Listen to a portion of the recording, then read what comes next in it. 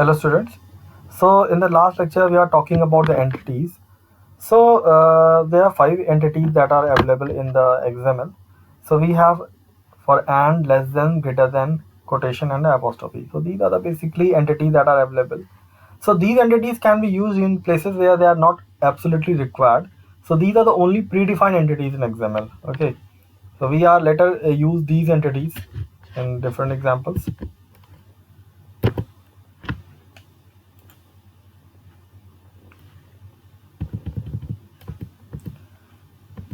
Now we have the XML declaration.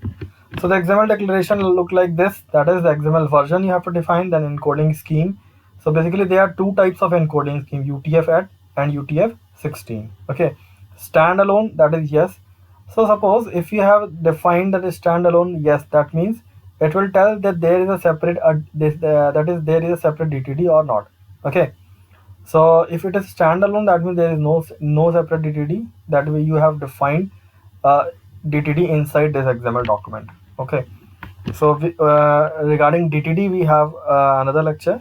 So first we are going to explain what is XML encoding. So XML documents can contain international characters like Norwegian, French, etc. So if you have used these types of language, then to avoid the errors, you should specify the encoding used or save your file XML file as UTF-8 or another encoding scheme. Suppose you have used any something different language that is not supported. Okay, so you have a database. So for database to be supported properly, you have to define the encoding scheme. Okay, so basically there are two variants, that is UTF-8 and UTF-16. UTF stands for the Universal Character Set Transformation Format. Okay, so XML encoding, here we have the encoding scheme. So if you have different variation, there is still different variation, but you can always either use UTF-8 or 16. So if you want to declare a comments, so the comment will be like this. So first less than, exclamation mark, double dash, and then whatever you want to write, then double dash, greater than. So these are the way by which you can define the comments. Okay, now next, a very important topic like displaying your XML file with the CSS. So suppose you want to display your XML file with the help of CSS. So first you have to declare your XML file, then you have to create external style sheet and you have to link that. Okay, so first we have the XML.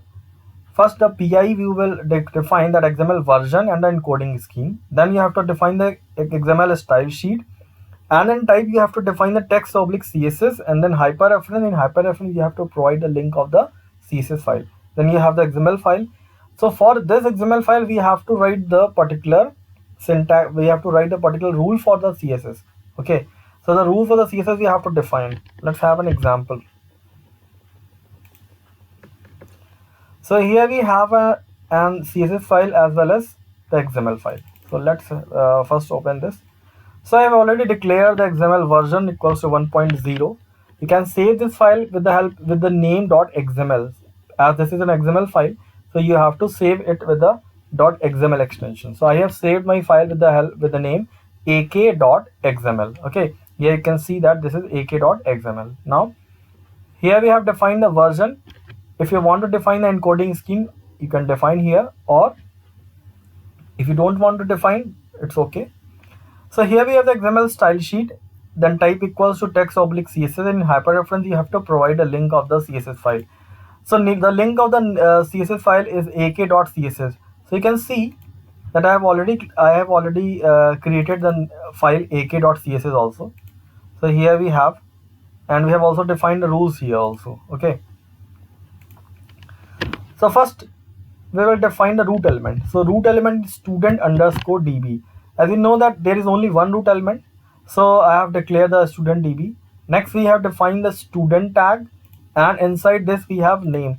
Suppose I want to declare one more element, so I have defined roll underscore and roll number. So it is roll number 1. Now I have to close it. Okay, now you can also define more tags. Branch, the branch is CS, and now the branch is closed. Okay, So this is the data of one student. Suppose you want to declare the data for another student. So you have to follow the same structure, but now this time we have different data. That's why it is like a database. So next student, suppose I have declared here is Ajay,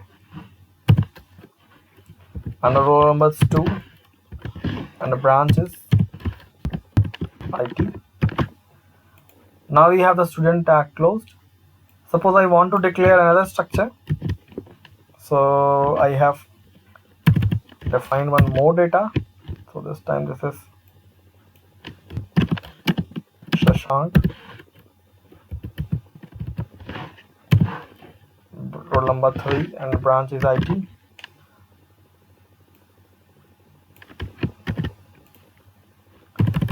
Now one more student I'm going to declare here. So this is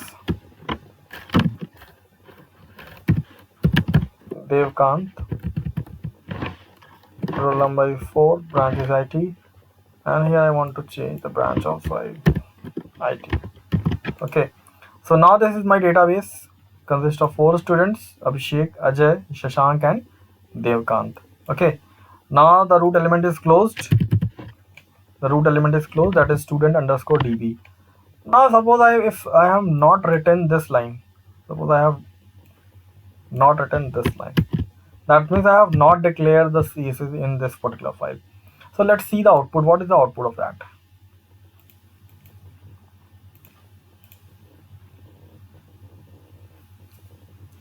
Okay, so this is the same structure we have already defined in the previous example.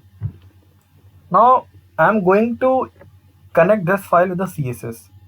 Okay, so here I have written that XML style sheet, then type text oblique CSS. In hyperreference I have given the link of the CSS file. Save it. Now we have the different structure. So first the root element. So I have to define all the rules. So for the root element I have defined the background color as red and width as 100%. Suppose I am going to reduce the width. Here I have written the 70%. So next we have the tag student. So for student I have defined the background color as green, display in block color. So for color I have defined, suppose, white. Margin left I have taken left margin as 20 point. Okay, you can also use the pixel if you want to use. Now the name part. So the background color is yellow, display in blocks color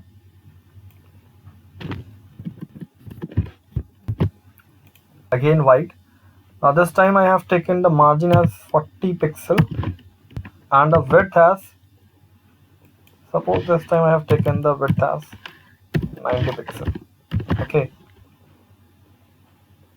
but I have defined the roll number branch also. So I have also declared, suppose I want to define roll number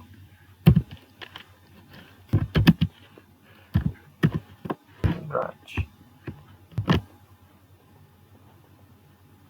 Okay, I'll see the change. Now this is like this. Okay, so let's change the color because it is white, it is not visible. So I will define it red. Now it is visible.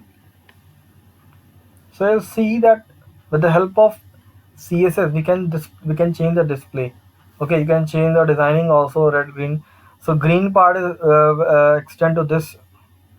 So suppose I want to change the designing. So the width is not defined here. So define the width as, suppose, 200 pixel, and I'll see the change. So now the width has been reduced to 200 pixel. You can also change the style to, suppose I am not going to use the same structure for the branch. So I have removed this. Now I'm going to declare my branch with another set of codes. So now this time I want to define my background color as suppose I have defined the background color as green, and the color is suppose I have given blue, and now font size I want to increase. So I want to increase it 40 pixel.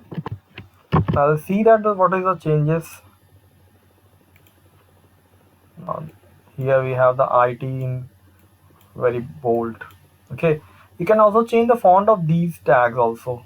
So suppose I want to change this, so here I will declare the font size and